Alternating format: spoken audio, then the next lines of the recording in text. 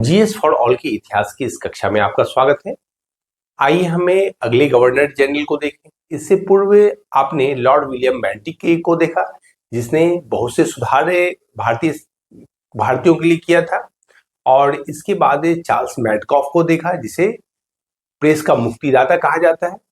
अब अगली जो है गवर्नर जनरल लॉर्ड ऑकलैंड है। और देखिए, इनके समय अफगानिस्तान और ब्रिटिशों के बीच युद्ध प्रारंभ हुई थी। यह जिनका कालखंड देखिए 1836 है, मतलब 38 से 42 तक के अफगानिस्तान और ब्रिटिश से युद्ध होते हैं, जिसमें ब्रिटिश को करारी हार मिलती है।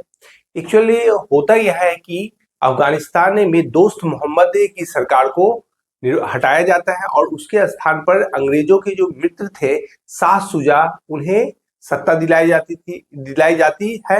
जिसके कारण क्या होता है, अफगानिस्तान और ब्रिटिश के बीच युद्ध होता है। और यह देखिए, यह ब्रिटिशों के लिए एक बड़ी विफलता साबित हुई। और अगला जो काम है ऑकलैंड के समय, उसने भारत में तीर्थ यात्रा कर को समाप्त कर दिया, जो कि इसका एक महत्वपूर्ण काम था।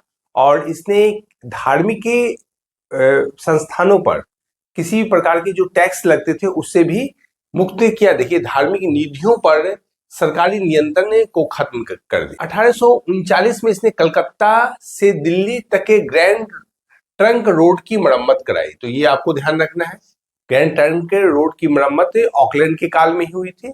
और इसका निर्माण शेरशाह सूरी के द्वारा किया गया था। और ऑकलैंड के समय ही ब्रिटिश संसद द्वारा एक नियम पारित किया गया कि भारतीय मेडिकल की पढ़ाई के लिए लंदन के विश्वविद्यालय में एडमिशन ले सकते हैं। तो ये भी आप देखिए, यानी इसी समय भारतीय विद्यार्थियों को डॉक्टरी शिक्षा हेतु विदेश जाने की अनुमति संसद ने प्रदान की। अब अगले जो गवर्नर जनरल है लॉर्ड एलन बेरो है। इनका काल 42 से 48 तक आता है। और इनके समय भी कुछ रिफॉर्म हुआ। जहां ऑकलैंड के समय आंग्ल अफगान युद्ध प्रारंभ हुआ था, वहीं देखा जाए तो 1842 में आंग्ल अफगान युद्ध एलन बेरो के समय समाप्त हो जाता है। और सिंध को अगस्त 1843 में ब्रिटिश राज्य में विलय करा लिया जाता है। और इसको विजय दिलाने वाले एक सेनापति चार्ल्स नेपियर थे, जिनका कथन प्रमुख है, जिन्होंने कहा था कि सिंध विजय के विषय में नेपियर का कहना था कि वह यानी सिंध जो है अफगानी तूफानों की पूंछ है, मतलब इसका विलय करना ब्रिटिश सरकार के लिए अनिवार्य है। तो यहाँ पे देखिए, दास प्रथा का भी उन्मूलन इसी के समय हुआ। मतलब 1843 में एक्ट 5 के द्वारा दास प्रथा को प्रतिबंधित कर दिया गया। अब जिमींदार जो दास अपने पास रखते थे, वह दासों पर दावा करने के लिए न्यायालय नहीं जा सकते थे। मतलब न्यायालय से उन्हें वंचित कर दिया गया। न्यायालय जाने मतलब दास के संबंध में न्यायालय में आप वो वाद नहीं दायर कर सकते हैं।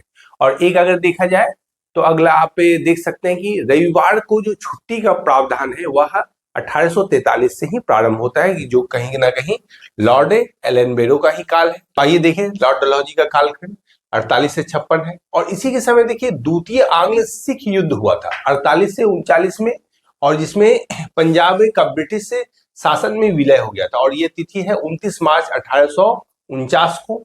और जगत प्रसिद्ध सिख जो राज्य था उसके पास कोहिनूर हीरा थी, जो महारानी विक्टोरिया को प्रदान कर दिया गया। देखिए, द्वितीय आंग्ल सिख युद्ध के दौरान 3 युद्ध लड़े गए। ये भी महत्वपूर्ण है, कभी कभी आ जाते हैं।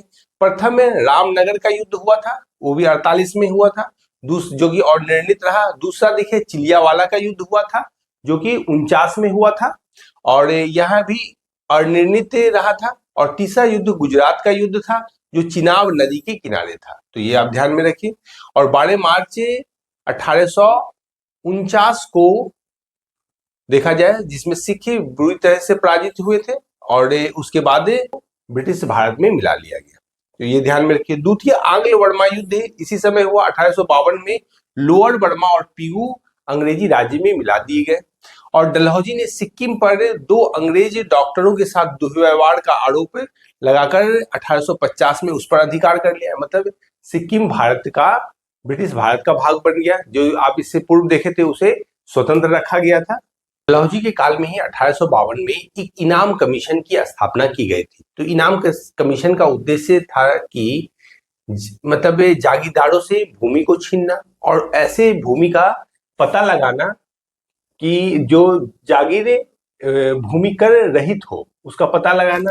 और इसने ही इसके शासनकाल में देखिए डॉक्ट्रिन्स ऑफ लैप यानी व्यापगत सिद्धांत लाया गया और इस नीति के तहत बहुत से राज्य जो थे वो ब्रिटिश भारत में विलय कर लिए गए।